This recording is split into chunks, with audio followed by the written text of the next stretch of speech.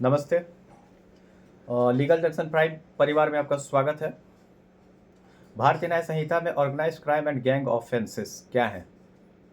Dark side of India का new legal weapon मैं आपको बताऊंगा।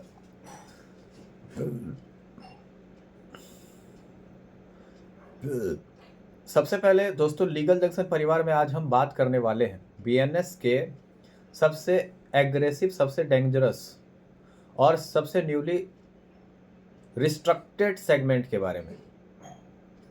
ऑर्गेनाइज्ड क्राइम, गैंग ऑफेंसेस और क्रिमिनल सिंडिकेट्स क्या है। तो मेरे चैनल को सब्सक्राइब कर लें, लाइक करें, शेयर करें और घंटे का बटन जरूर दबाएं ताकि फ्यूचर नोटिफिकेशन आपको मिलता रहे और उससे आप लाभान्वित होते रहें। किसी भी प्रकार की कोई क्वेरी है तो आप मेरा नंबर आपको डिस्क्रिप्शन बॉक्स में मिल जाएगा। और लाइक शेयर सब्सक्राइब जरूर करें, आपका एक लाइक मुझे बहुत मोटिवेट करता है। इस प्रकार के ज्ञान के लिए आप लाइक सब्सक्राइब शेयर कर सकते हैं मेरे पास, और कोई भी समस्या तो आप हमारे पास आकर के उसका कंसल्टेंसी बुक कर सकते हैं। और मेरा नंबर आपको डिस्क्रिप्शन बॉक्स में मिल जाएगा। चलिए आगे चलते हैं। बीएनएस सेक्शन 109 और 114 ओवरव्यू देखेंगे आज। वैसे आप लोग देख लीजिएगा अच्छे से कि सेक्शंस क्या हैं। हो सके सेक्शंस रॉन्ग भी हो सकते हैं, ठीक है ना। तो सेक्शन 109 क्या है? Organised crime definition, illegal business, structured group क्या है, recurring offences, extortion, trafficking, land mafia, cyber mafia, gangs, ये सभी सेक्शन 109 के अंतर्गत आएंगे। बीएनएस के सेक्शन देख लीजिएगा एक बार। केस लॉ अगर मैं बताऊं आपको तो state versus Prahlad, gangster act case UP, court held organised group, repeated pattern plus common objective, ठीक है। दूसरा केस लॉ अगर मैं बताऊं, Khalistani syndicate NIA case, huge example of cross border organised crime, classified under organised criminal conspiracy. Third है Mumbai D company case, supreme court organised crime operates beyond individual criminality.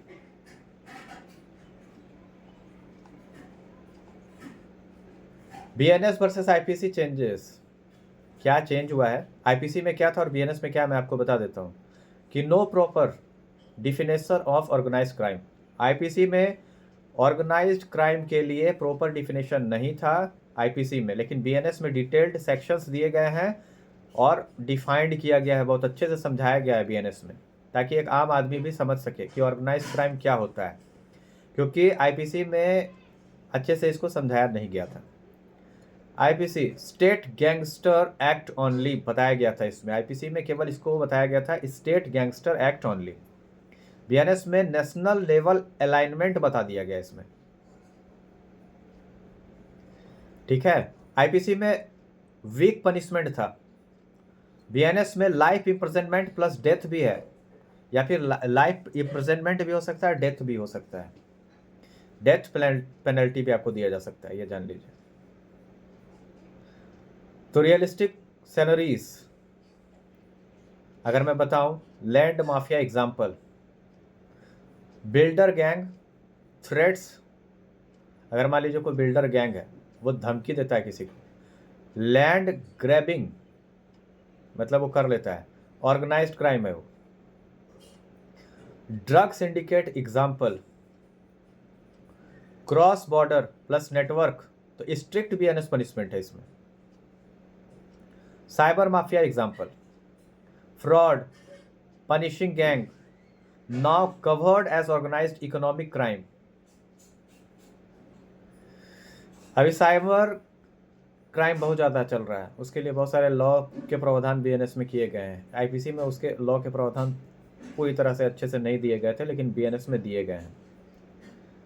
Punishment explain deeply, अगर मैं इसको deeply बताऊं आपको, minimum 5 year life imprisonment हो सकता है, या मिनिमम 5 साल की सज़ा हो सकती है कम से कम, या लाइफ अधिक से अधिक लाइफ इम्प्रिजनमेंट भी हो सकता है, आजीवन कारावास की सज़ा।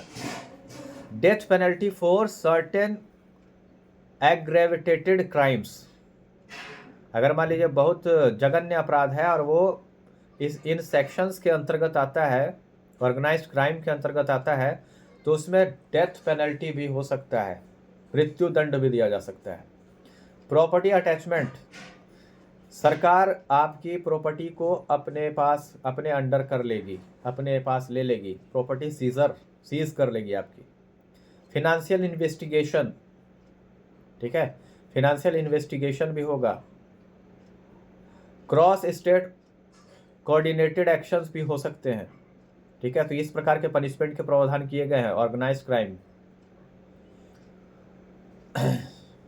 तो ये है बीएनएस का सबसे पावरफुल, सबसे डेंजरस और सबसे मॉडर्न क्रिमिनल लॉ वेपन, ठीक है। आपको मैं बता देता हूं कि देखिए, किसी भी प्रकार के, अगर आप लॉ स्टूडेंट हैं या फिर आईपीएस, आप एक एडवोकेट हैं, तो सबसे बड़ी ज़रूरी बात है कि आपका नॉलेज कितना है, आप कितना ज़्यादा पढ़े हैं, ठीक है। डिस्टेंस एजुकेशन बहुत अच्छा है, लेकिन आप जो हैं कितना आप नॉलेज रखे हुए हैं, बुक्स को कितना खंगाले हैं, बुक्स को कितना पढ़े हैं। तो सबसे पहले क्या है ना कि बहुत से ऐसे लॉ स्टूडेंट होते हैं जो जिस समय लॉ करते हैं उस समय भी कोर्ट का ज्वाइन कर लेते हैं, ठीक है। कोर्ट ज्वाइन करते हैं, अच्छी बात है, अच्छा काम कर रहे हैं आप, वो करना ही चाहिए, उससे आपके पास एक्सपीरियंस आएगा, क्योंकि वो फाइनल ईयर में तो सबको कोर्ट का एक्सपीरियंस दिया ही जाता है। लेकिन सबसे ज़रूरी है कि आप अपने लिए समय निकालें और अपने आप को ज्ञान से भर लीजिए। जितने भी किताब हैं वो केवल आपके सेल्फ में नहीं होने चाहिए, वो केवल आपके सेल्फ में अलमारी में शोभा बनने के लिए नहीं होने चाहिए। आपके जितने भी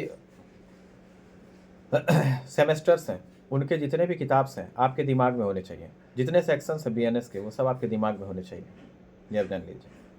अच्छे से आपको प्रिपरेशन करना पड़ेगा, तभी एक अच्छे वकील आप बन पाएंगे, तभी आपके अंदर डेयरिंग आएगा, क्योंकि ज्ञान आपके अंदर रहेगा तभी आपके अंदर से वो निकलेगा। आपके अंदर ज्ञान ही नहीं रहेगा तो निकलेगा क्या? आप पढ़े हुए नहीं रहेंगे तो वो निकलेगा क्या? जब आप पूरी तरह से ओत प्रोत हो जाएंगे, पूरी तरह से आप जान जाएंगे कि बीएनएस क्या है, कॉन्स्टिट्यूशन क्या है, टॉर्ट क्या है, तो ये सभी चीज़ों को आप जब जान जाएंगे, कॉन्ट्रैक्ट क्या है, तो जब अच्छे से आप सब कुछ पढ़ लेंगे, अच्छे से जान जाएंगे, तो ज्ञान ऑटोमेटिक निकलेगा। और ज्ञान की ही पूजा होती है एडवोकेसी में। आपके अंदर कितना ज़्यादा ज्ञान है।